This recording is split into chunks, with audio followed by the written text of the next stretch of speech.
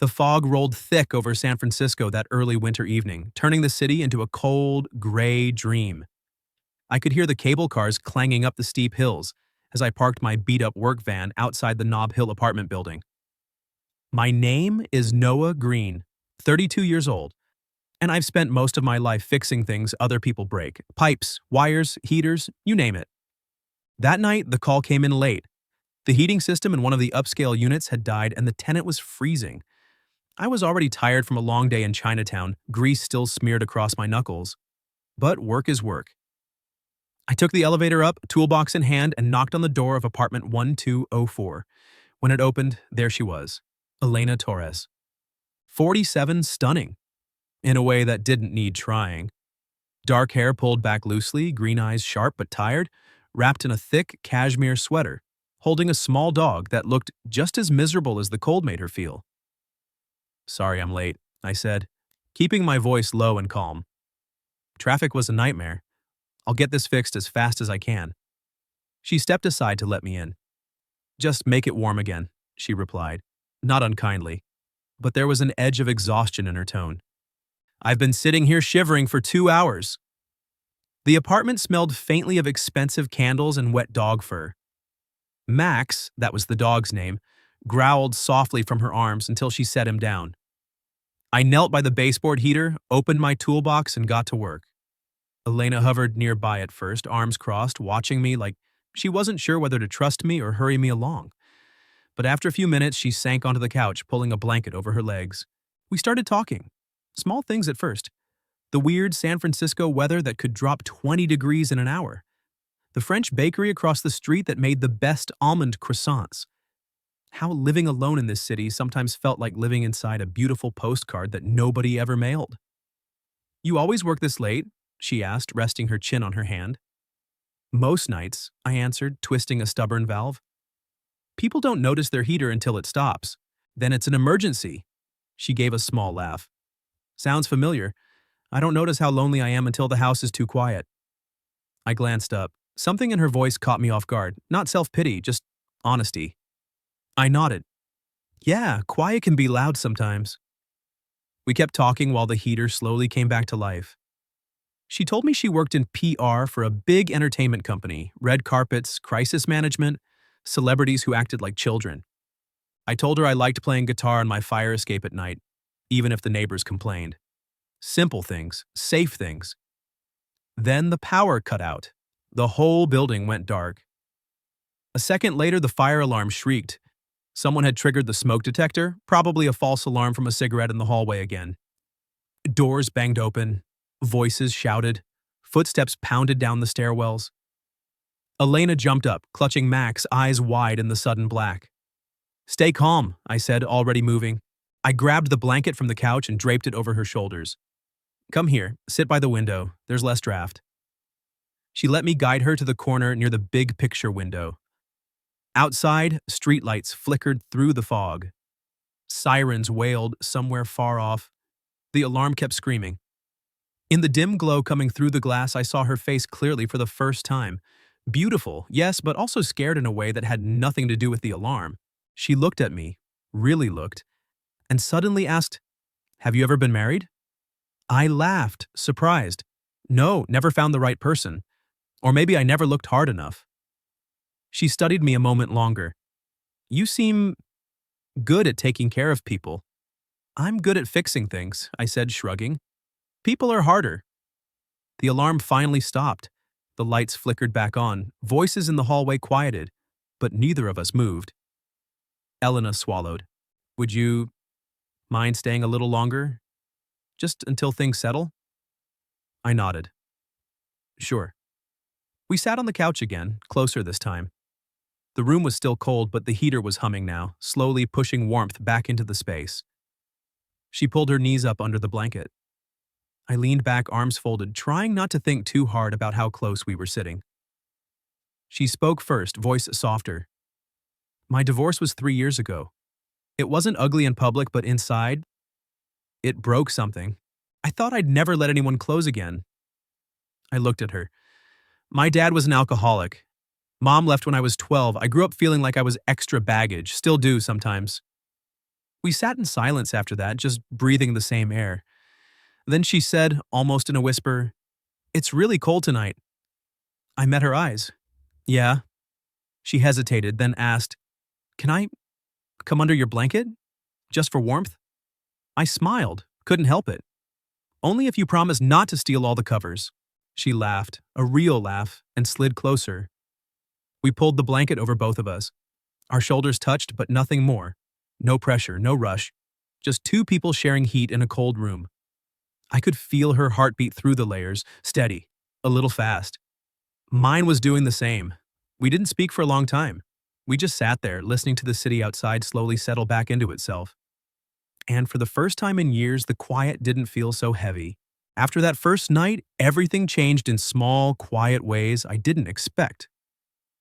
The next morning, I woke up on Elena's couch, blanket tangled around my legs, Max snoring softly at my feet.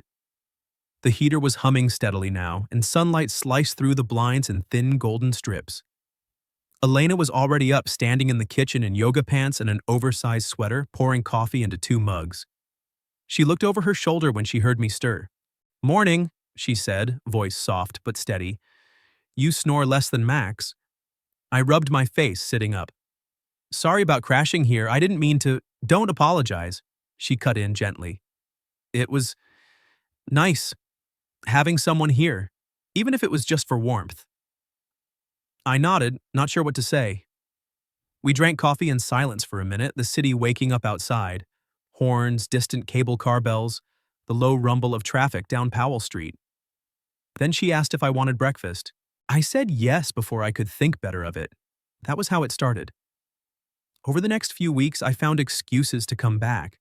A loose valve in the kitchen sink, a flickering light in the hallway, the thermostat acting up again.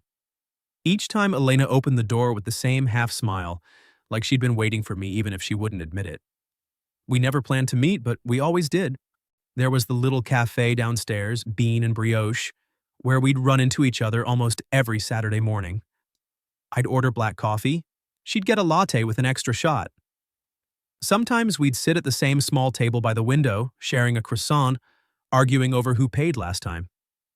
"You always insist on paying," she said once, sliding a 10 across the table. "It's starting to feel like charity." I pushed it back. "It's not charity. It's me saying, thank you for letting me crash on your couch that night." She rolled her eyes, but she was smiling. "Fine, but next time I'm buying." There were afternoons when we'd walk Max together through Dolores Park. The grass was still green despite the chill, kids running around with kites, dogs chasing each other in wide circles. Max, old as he was, trotted happily between us. Elena would laugh when he tried to chase a squirrel and immediately gave up. "He's got your energy," she teased. "Low battery?" I shot back. "Exactly." We talked about everything and nothing. She told me stories about her job, how she once had to convince a tabloid not to run a story about a pop star's meltdown, how exhausting it was to smile for cameras when you felt like screaming inside. I told her about growing up in Oakland, about the house with the leaky roof and the Christmas trees we never had money for, about how my dad would disappear for days, leaving me alone with a half-empty fridge and a guitar I taught myself to play so the silence wouldn't swallow me. One afternoon after a long walk, we sat on a bench overlooking the city. The fog was rolling in again, turning the skyline into a watercolor painting. Elena leaned her head back, eyes closed. "I used to hate being alone," she said quietly. "Now I'm used to it. But sometimes I miss having someone to tell things to, stupid things, like what I ate for lunch or how the meeting went." I looked at her profile, the sharp line of her jaw, the faint lines at the corners of her eyes that only showed when she smiled. "You can tell me those things," I said. "I'm a good listener." She opened her eyes and met mine. For a second, neither of us spoke. Then she smiled, small, real, and said, "Deal." Things kept getting easier between us, comfortable. We started texting more, random things. A funny meme, a photo of Max sleeping on my toolbox when I came over to check something, a late-night message from her saying the heater was acting up again, even though we both knew it wasn't. One evening I was in her kitchen fixing a dripping faucet. She stood nearby, drying dishes, hip against the counter. Water sprayed when I turned the wrong valve, right across her shirt. She yelped, jumping back. "Oh my God, sorry," I said, grabbing a towel. She looked down at the wet spot spreading across her chest, then up at me with mock outrage. "You're really good at making messes, you know that?" I grinned, handing her the towel. "I'm even better at cleaning them up." She took the towel but didn't wipe herself off right away. Instead, she stepped closer, eyes narrowing playfully. "You're trouble, Noah Green." "Maybe," I said, voice dropping. "But you keep letting me in." She laughed softly, but there was something else in her eyes, something warmer, something curious. She tilted her head. "You seem very experienced at a lot of things. Have you ever been married?" The question landed like a stone in the still water. I froze for half a second. She must have seen it because her smile faltered. "I was just teasing," she said quickly, laughing it off. "You know, city guys, always got stories." I forced a smile, but it didn't reach my eyes. Yeah, stories." I finished the faucet in silence after that. When I packed up my tools, she walked me to the door. "Thanks for coming over," she said. "Anytime," I replied. But I didn't come back the next day or the day after. I told myself I was busy, a big job in the outer sunset. Overtime. But the truth was simpler and sharper.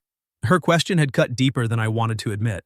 Not because it was mean, because it reminded me how people see me sometimes. Just a guy who's good with his hands, good for a laugh, good for a night, but not good enough for forever.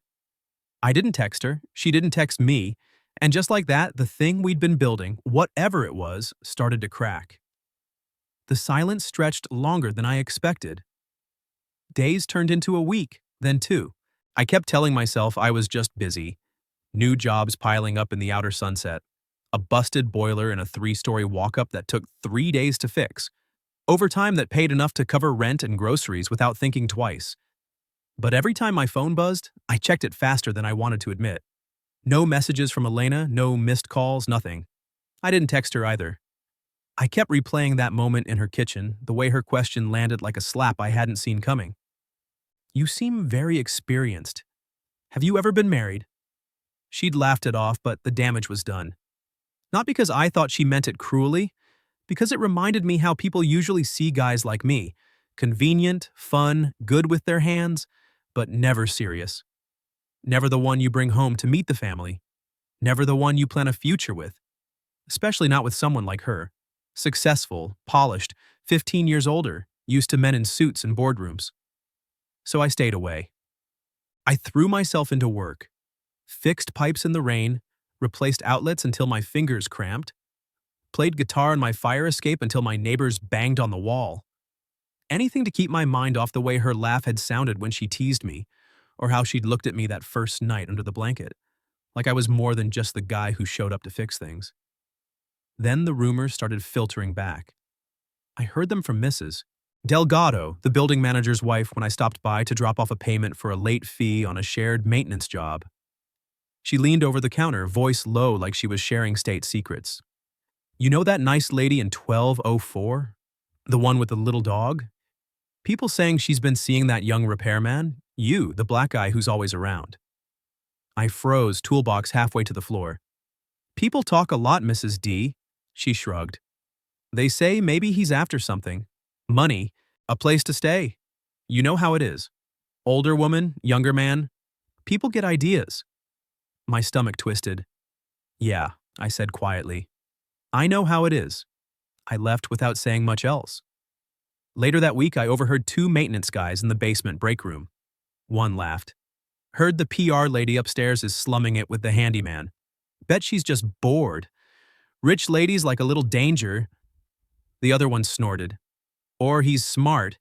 Getting good, maybe score a condo or something." I walked out before they saw me. My hands were shaking, not from anger exactly, but from the sick realization that no matter how real those nights with Elena had felt, the world outside had already decided what they meant. And what they didn't. I told myself it didn't matter, that I didn't care what strangers thought. But it ate at me anyway. Elena must have heard it too. She texted me 3 weeks after our last conversation. Just one line. "Hey, you okay? Haven't seen you around." I stared at the message for 10 minutes before typing back, "Busy, work's crazy, you good?" Her reply came fast. "Yeah, just checking." That was it. No more. I thought about going over, knocking on her door, explaining that her question had hurt because it echoed every doubt I'd ever had about myself. But pride, or maybe fear, kept me away. Then one evening I had to return a set of wrenches I'd borrowed from the building's tool closet. I figured I'd drop them off quick, in and out. No chance of running into her. I was wrong. She was in the lobby waiting for the elevator, coat on, scarf loose around her neck, Max's leash in one hand. She looked up when the door opened, and for a second, neither of us moved. The elevator dinged. People stepped out. We stepped aside to let them pass. Then it was just us. She spoke first, voice low. "You're really good at disappearing." I swallowed. I wasn't trying to, just busy. Her eyes searched mine. Busy or avoiding me? I looked away. Both, maybe. She let out a small, bitter laugh. "Figures. You're the first person in years who made me feel seen. And then you vanish, just like that." "I didn't vanish," I said, sharper than I meant. "You asked if I'd been married, like I was some player who's been around the block too many times. Like that's all I am." Her face changed, surprise, then guilt. "Noah, I was joking. I didn't mean—" "But you said it," I cut in, and it stuck. Because people already think that about guys like me. Good for a laugh, good for a night, but not good enough to stay. She flinched. "That's not what I think." "Then why ask?" My voice cracked. "Why ask like it was funny?" She looked down at Max, who sat quietly between us. "Because I was scared," she whispered. "Scared that maybe you were too good to be true. Scared that I was falling for someone who might not want the same thing. Scared that I'm too old, too damaged, too everything." I stared at her. The lobby lights buzzed overhead. Someone's mail slot clattered in the distance. "I'm not married," I said finally, voice rough. "Never have been. And the only thing I've ever wanted was someone who saw me. Not the hands, not the toolbox, not the skin color. Just me." Tears welled in her eyes. "I do see you. I saw you that first night. I've seen you every time since." "Then why does it feel like we're both running?" I asked. She wiped her cheek with the back of her hand. "Because we're both terrified of being hurt again." Neither of us moved for a long moment. The elevator came back down, doors opening with a soft chime. We ignored it. "I should go," I said. She nodded, but her voice was small. "Yeah." I turned toward the door. Halfway there, I stopped. "Elena?" She looked up. If I'd stayed that night, if I'd said something, would it have mattered? She swallowed hard. "It would have mattered more than you know." I nodded once, then walked out into the cold. Behind me, the lobby doors closed softly. And just like that, whatever we'd started was over. 5 years passed like water through cracked concrete, slow, steady, and impossible to hold. I turned 37 that spring. My shop in Oakland was small but steady. Green repairs, a one-man operation with a faded sign above the door, and a steady stream of customers who trusted me to fix what others couldn't. I lived in a quiet apartment above the garage. Bed, kitchenette, guitar stand in the corner. No pets, no plants, no complications. I still played at night, but the songs were quieter now, less hopeful. I dated here and there, nothing serious. Nothing that lasted past the third coffee. I told myself I was fine with it. Most days I believed the lie. Elena would be 52 now. I didn't know where she lived anymore. Didn't ask, didn't look her up. The last time I'd seen her was in that lobby, the elevator doors closing between us like a final curtain. I'd walked away thinking that was it. Clean break, no loose ends. But loose ends have a way of tangling when you least expect it. It happened on a Saturday in April. The sun was out for once, warm enough that people were shedding jackets and lingering on sidewalks. I'd gone to Nob Hill to pick up a specialty part from an old supplier who still kept a tiny warehouse there. On the way back, I stopped at the corner market, the same one Elena and I used to grab coffee from. I needed milk and a pack of guitar strings. Simple errand. I was in the produce aisle reaching for a bag of apples when I heard a familiar voice behind me. "Noah?" I froze. The bag slipped from my fingers and landed with a soft thud. She looked almost the same. Hair a little shorter, silver threads catching the light, but those green eyes were unchanged. Max was with her, older now, gray around the muzzle, moving slower. He lifted his head, sniffed the air, then wagged his tail once, weak but real. He remembered me. Elena stood there in jeans and a light jacket, holding a basket with bread and cheese. For a second, neither of us spoke. The market noise, carts rolling, scanners beeping, kids laughing, faded into white noise. "Hey," I said finally. My voice sounded rough, like I hadn't used it in days. She smiled, small, uncertain. "Hi, I didn't expect to see you here." "Same." I bent to pick up the apples. "Just grabbing a few things." She nodded. "Me too, visiting a friend nearby. Max needed a walk." We stood there awkwardly, two strangers who used to share a blanket. Then she asked, "How've you been?" I shrugged. "Okay, got my own shop now, Oakland. Keeps me busy." "That's good," she said, "really good." "You?" She looked down at Max. "Busy, new company, more responsibility, less time for everything else." We both knew what she meant. I cleared my throat. "You want to grab coffee? There's a place across the street, same one." She hesitated, then nodded. "Yeah, I'd like that." We paid separately, walked out together. Max trotted between us like nothing had changed. The cafe was the same wooden tables, same chalkboard menu, same barista who nodded at me like I'd never left. We ordered, black for me, latte for her, and sat at the window table we used to claim. The silence wasn't uncomfortable, just heavy. She spoke first. "I thought about texting you 100 times, never did." "Me too," I admitted. She traced the rim of her cup. "I kept waiting for you to come back, then I stopped waiting. Told myself it was better that way." I nodded. "I told myself the same thing." She looked up. "Was it?" I didn't answer right away. Outside, people walked past, couples, families, strangers, life moving on. "No," I said quietly. "It wasn't." Her eyes filled. "I'm sorry about that night. The question I asked. I wasn't trying to hurt you, I was just scared.